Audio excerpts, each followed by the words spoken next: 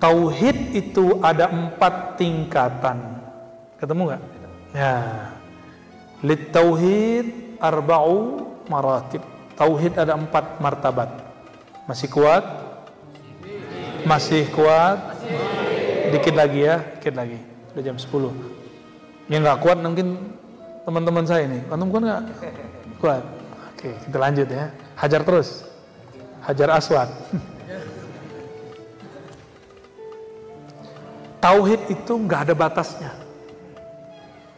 Tapi akal kita butuh analog, butuh pembagian-pembagian. Maka mesti dibagi. Imam Ghazali kasih pembagiannya. Itu inti dari lafaz sebelumnya. Jadi lafaz sebelum kalimat yang barusan, intinya itu. Tauhid itu ibarat lautan samudra tapi tidak punya tepian. Kata orang dia udah nyampe, belum. Ini antum nih kalau meninggal ketemu Syekh Ahmad Khatib Sambas, tanya sama beliau, apakah engkau sudah sampai kepada ujung ma'rifat? Dia bilang, belum, masih jauh lagi. Pasti ngomong begitu. Kalau nggak percaya ntar saya bawa. Antum duluan ya, ada belakangan aja deh. Abu Yazid ngomong sama. Karena dalam ma'rifat itu satu nih, bismillah. Ilmu ma'rifat itu muncul kalimat ma'rifat. Contoh, la ilaha illallah. Ma'rifat pertamanya di sini apa? Martabah pertama yang disebut lubil lub, ya. Ayyakul al-insan bilisani la ilaha wa qalbu ghafilun. Ini ma'rifat munafik. Berkata seorang manusia dengan lisannya la ilaha, tapi kolbunya lalai. Ini ma'rifat munafik. Bahkan munkirun lahu katauhidil munafiqin. Ya, kalau ghafil disebut tauhidul ghafilin. Jadi kita bedakan dua. Ghafilin dia lalai, berarti kolbunya berpenyakit, masih bisa disembuhkan. Tapi kalau sudah munafiqin, la dawa alaih, nggak ada lagi obatnya.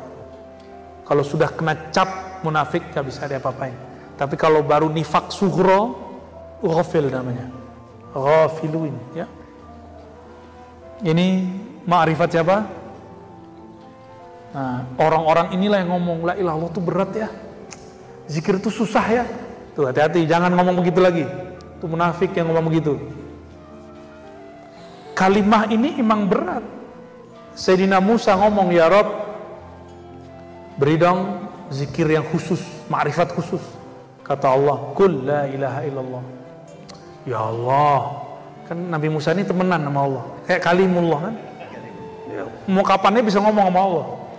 Gak mesti naik ke langit, gak mesti. Kan Tuhannya Nabi Musa bisa diakses di mana-mana. Kalau Tuhannya seberang nggak, naik dulu dia. Apa kata Nabi Musa? Ya Allah, takhusni, khususkan dong, khusani bidzikrin, zikir khusus dong. Apa jawaban Allah? Musa, ini kalimat kamu lihat ke langit dan bumi, lebih berat kalimat ini daripada langit dan bumi. Kaget Nabi Musa, dikasyafkan oleh Allah, dilihat oleh Nabi Musa, la ilaha Allah ditimbang dengan langit bumi, lebih berat la ilaha. Makanya kalau bener antum talkin, kolbunya kayak dibor ke dalam. Kalau bener loh talkinnya, atau minimal berdesir gitu. Tergantung kekuatan ma'rifat yang Allah berikan kepada guru dan tasdik antum kepada guru. Gurunya ma'rifatnya udah oke, antumnya lemah, ya paling getar-getar dikit lah. Kalau kuat, kejadian seperti kejadian pada guru dari guru saya, Syekh Husain Usairon Al-Lubnani, orang Syiah Rafidah, bukan Syiah yang Zaidiyah, Syiah Rafidah yang suka menghujat sahabat Nabi, bahkan menghujat ulama Sunni.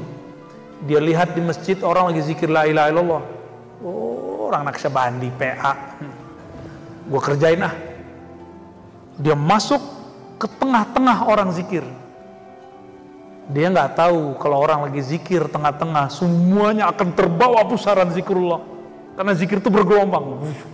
Begitu zikir itu bergelombang, di langit begitu. Di bumi sama, kita sebut gelombang elektromagnetik. Dia kosong, plong, pengen ngejek. Dia mulailah, oh zikirnya kepalanya gerak-gerak ya, gue gerak-gerak ah. Oh pejam mata ah. Dimulailah, la ilaha. Pas illallah, dia belum baca Allah, udah hilang. Tiba-tiba dia diperjalankan oleh Allah, antara sadar dan tidak sadar, dia mati, masuk alam barzakh, digemplang sama Munkar Nakir. Lu ngejek orang zikir. Terus panjang lama nunggu, lalu bangkit, hari berbangkit, sampailah dia dihisap semuanya, dan dia menyaksikan kalimah yang paling berat, salah satunya la ilaha, sampai semuanya. Di situ kemudian orang selesai la ilaha illallah Muhammadur Rasulullah SAW, baru dia sadar. Orang cuma zikir sekitar setengah jam, 15 menit, 20 menit, tapi pengalaman rohani dia sudah sampai ke alam sana. Coba-coba deh. Nah, itu karena pusaran zikirnya kuat. Gak bisa renang, jangan coba masuk arus. Tenggelam ente. Untung diselamatin. Mursyidnya selamatin dia. Makanya dia salam langsung ke mursyidnya, cium tangan. Mohon maaf Tuan Syekh, aku sudah berniat buruk kepada majelis engkau. Izinkan aku belajar hadis. Kata Tuan Syekh, diizinkan, tapi syaratnya kamu belajar dulu nahwu shorof. Itu orang udah tua, baru belajar alfiyah. 6 bulan khatam alfiyah baru boleh belajar hadis. Kalau sekarang kalau setinggi-tinggi ujurumiyah aja deh, benerin. Baru belajar hadis ya. Baik.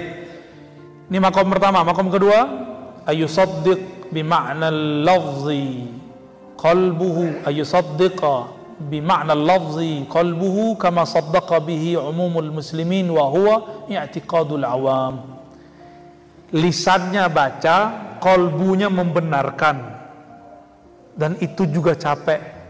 Tidak ada Tuhan selain Allah, tiada yang bersembah kecuali Allah. Ini namanya zikir ahli kalam. Ahli sifat 20 sampai di sini doang. Sifat 20 versi akal ya, bukan sifat 20 versi ma'rifat. Jadi kalau ada ahli-ahli kalam, ahli-ahli zikir, ahli-ahli kitab Sanusi, kitab Fathul Majid, kitab Aqidatul Awam, ya, dan sejenisnya itu, kalau dia belum talqin zikir, maka saat baca la ilaha itu pikirannya capek, menyesuaikan dengan kolbu yang sangat liar. Kan kolbu ini kolbu yatakallab, liar sekali.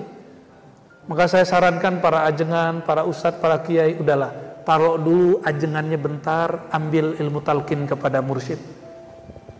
Supaya kalau zikir seirama kolbu dengan lisan. Lebih dulu kolbu atau lisan?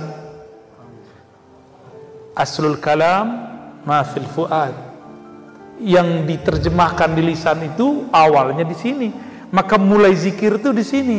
Itulah rahasia kenapa ayat kursi dimulai dengan Allah, bukan la ilaha. Allahu la ilaha illa huwal hayyul qayyum. Allah isbat namanya. Diisbat dulu nama Allah di kolbu, baru baca nafi la ilaha illallah. Kalau sudah isbat masih butuh nafi nggak perlu. Itulah makom Imam Shibli. Ketika orang bilang, Shibli, ente udah sakarat, baca la ilaha Allah. Kata dia, nggak perlu, saya sudah sama Allah. Saya sudah sama yang punya nama. Maka dia zikirnya Allah. Allah meninggal. Banyak orang yang meninggal dengan zikir itu aman. Karena itu disebut ruh la ilaha illallah, Allah, Allah. Spirit intinya zikir la ilaha illallah ada pada lafaz Allah, Allah. Kata kawan, zikirnya bid'ah. Ya sudah, ente aja yang makan itu. Ya. Yang ketiga, ayyushahida dzalika bi tariqil kasyaf. Harus kasyaf dulu. Enggak boleh kalau enggak kasyaf. Dibuka dulu kolbunya oleh Allah, pemahamannya oleh Allah. Apa itu? Biwasitati nuril haq, dengan nur dari Allah. Wa maqamul muqarrabin, ini sudah makamnya para wali muqarrabin. Jadi syaratnya apa? Kasyaf. Bi ayyara asya katsira walakin yaraha ala qasratiha sadiratun anil wahidil qahhar. Dia melihat alam tapi yang terlihat oleh dia sumbernya. Maka zikirnya, di halaman setelahnya nanti ada, tapi saya ringkas aja. Zikirnya adalah lisan baca la ilaha illallah, batinnya la fa'ila illallah atau kullu syai'in sadirun anillah, gitu maknanya. Baca tiada Tuhan selain Allah dengan lisan, tapi batinnya mengatakan tiada yang berbuat kecuali Allah. Apapun yang terjadi sama kita. Ini sekarang antum kalau lihat ada orang yang mengingkari kajian ilmu ruh yang saya buka. Itu siapa yang mengizinkan terjadi itu? Allah. Mungkin teguran bagi saya, kurang tepat menyampaikannya, atau memang dia yang salah paham. Harus sama-sama insaf, ya.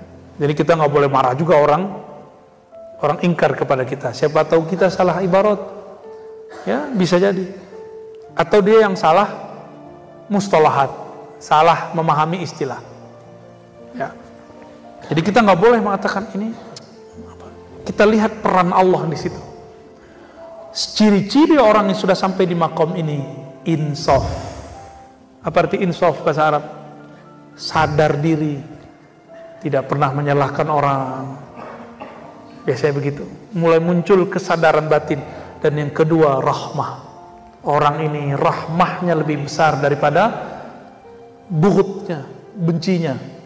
Orang ini husnuzonnya lebih tinggi daripada su'zonnya. Nah ini. Dan orang-orang makom ini tidak berbicara kecuali dengan ma'rifat. Ini aja sudah 7 samudra, nggak habis-habis menceritakannya. Tapi kita cut sampai di situ. Dan terakhir Ghazali mengatakan, alla yara fil wujudi illa wahidan. Ini makomnya disebut siddiqin, tusammihi sufiyah al-fana fit tauhid. Bihaitsu la yara min haitsu la yara illa wahidan fala yara nafsahu aidan. Makanya Imam Ghazali nggak pernah mengkafirkan Hallaj ini. Karena saya seorang pengikut Ghazali, saya tidak mengkafirkan Syekh Siti Jenar. Karena ini babnya. Apa maknanya? Makom yang keempat itu, ketika dia baca la ilaha illallah, maknanya tiada yang dia pandang di alam ini kecuali hanya sang, bukan ahad, wahid. Ini beda ya? Wahid itu manifestasi apa? Terjemahan manifestasi atau apa itu Aceh Umar? Pengejauhan tahan. Pengejauhan tahan Allah Al-Wahid yang Maha Satu, bukan Ahad. Kalau Ahad, itu lebih gawat lagi. Itu nomor 5. Kan ini masih 4. Ini kalau saya tambahkan, boleh ditambahkan, itu nomor 5. Tapi enggak, kita tahan-tahan dulu. Ditahan-tahan dulu, tuh udah kebuka dikit kan. Ilmu ma'rifat berkembang terus, nggak ada yang nggak berkembang terus. Inilah yang disebut musyahadah. Kalau tadi muka syafah di langit, bumi. Kalau musyahadah arasy. Disebut siddiqin. Maka orang ini mau dia bergelimang maksiat apapun pasti Allah selamatkan nanti. Tapi kalau yang makom ketiga masih bisa tergelincir. Makanya ada wali dipecat. Serius, ada wali dipecat. Ketika ada melanggar adab-adab rohani, syak, ragu, suul adab kepada guru, wah udah lengkap kena dia. Ketika dia tergelincir, disamber sama jenderalnya iblis, jadi jenderal juga di sana.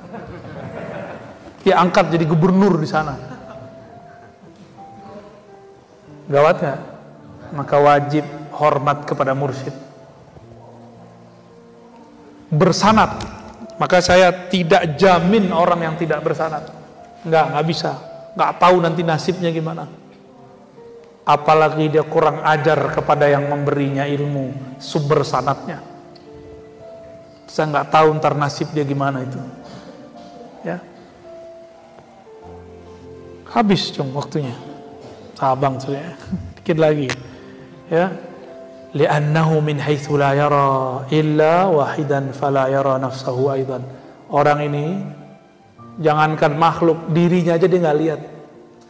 Inilah makomnya Al-Hallaj, Syekh Siti Jenar. Maka Al-Hallaj nggak lihat dirinya. Maka yang ngomong anal haq bukan dia saat itu, tapi lidahnya dipinjam oleh sang dia, Allah Subhanahu. Maka itu disebut wajhur rububiyah. Rububiyahnya Allah bertajalli pada tubuhnya, bukan pada tubuh, pada dirinya Hallaj. Ghazali faham itu. Maka Ghazali, kalau boleh dikalamkan, Ghazali ngomong begini: seandainya aku qadi pejabat zaman itu, aku tidak akan fatwakan sesat Al-Hallaj. Aku tidak akan bunuh Al-Hallaj. Al-Hallaj itu gawat tuh bunuhnya. Tangannya diikat, kakinya diikat, ini diikat, bukan hanya disalib. Udah berapa ikatan tuh? Kuda, pancung 5, darahnya menjebar kemana-mana. Ini baru benar, darahnya harum. Kalau yang ono kan khurafat. Ini asli. Imam Shibli saksinya. Imam Shibli kan nggak bohong, bahwa darahnya masih terdengar oleh ahli kasyaf berbunyi Allah, Allah, Allah. Karena cintanya Al-Hallaj kepada Allah sudah mendarah daging, maka nama Allah tempat mengalir, nama Allah itu dalam tubuhnya. Allahnya enggak dalam tubuh dia, enggak. Allah kan enggak bertempat. Ini makomnya ini fana. Setelah fana kan ada bako. Hallaj itu masih di fana terus, belum ke bakoknya. Guru dia Al-Junaid di bako. Maka gurunya bilang, maka bakoknya orang syariat, fana itu orang hakikat. Digabung disebut Al-Muhammadi. Ya, makanya Imam Ibrahim Al-Khawas kata Sya'rani Al-Muhammadi, syariat dan tarekat hakikatnya stabil, balance. Ya. Hallaj itu lagi duduk begini, dia lihat muridnya ada yang mewarisi Nabi Isa, dia panggil, kamu Isa. Jadi dia nggak menyebut orang. Salah fahamlah para pendengar, dikira itu reinkarnasi. Padahal dia nggak ngomong reinkarnasi, dia ngomong kamu pewaris Nabi Isa, tapi dia bilang langsung kamu Isa, kamu Musa, kamu. Itu kejadian pada zaman Al-Hallaj. Disebutkan kisahnya oleh Imam Zahabi dalam Syiar A'lamin Nubala. Imam Zahabi punya dua pendapat, ada yang baiknya, ada yang negatifnya. Wah, ini panjang kalau diceritain, saya tutup aja deh. Maka saya sarankan yang berzikir la ilaha illallah, la maujuda illallah di dalam hati aja, jangan dilafazkan, karena syaratnya mesti kasyaf. La ilaha illallah harus kasyaf. La maujuda illallah mesti musyahadah. Ini yang disebut makom ihsan. Maka untuk boleh melafazkan itu hanya bagi orang-orang yang muqarrabin dan siddiqin. Kalau belum nyampe, maka haruma, kata Imam Sya'rani, haruma min ayyasila ila dhalikal maqam. Dia mustahil, haram sampai ke makom itu. Jadi nggak boleh bilang la maujuda illallah kecuali sudah sampai di makom itu. Supaya nggak kena gimana? Harus tambahin la maujuda bihaqqin atau bizatihi, baru boleh dilafazkan. Maka siapapun yang berzikir seperti ini harus ditambahin la ma'buda bihaqqin, la fa'ila bihaqqin, la maujuda bihaqqin, baru boleh. Kalau enggak haram hukumnya untuk sampai dia ke makom itu.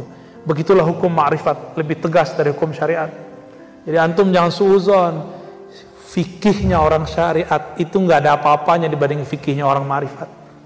Di ma'rifat salah adab kufur, di fikih kan dimaafkan. Tapi orang fikih mengira orang hakikat marifat tuh nggak bersyariat. Kalian nggak mengerti lautannya luas, nggak mengerti bagaimana dahsyatnya kemegahan istana-istana rohani mereka. Di sana amal soleh bagi orang awam dianggap amal buruk karena masih ada sesuatu selain Allah di kalbunya. Ya, hasanatul abrar sayyiatul muqarrabin. Orang awam bilang soleh, tapi mereka bilang belum soleh. Tadi Abu Yazid imam. Bagi imam ini sudah soleh. Bagi jamaah itu sudah soleh. Tapi bagi Abu Yazid itu bukan kesolehan. Belum soleh dia. Gitu, ya. Alhamdulillahirabbil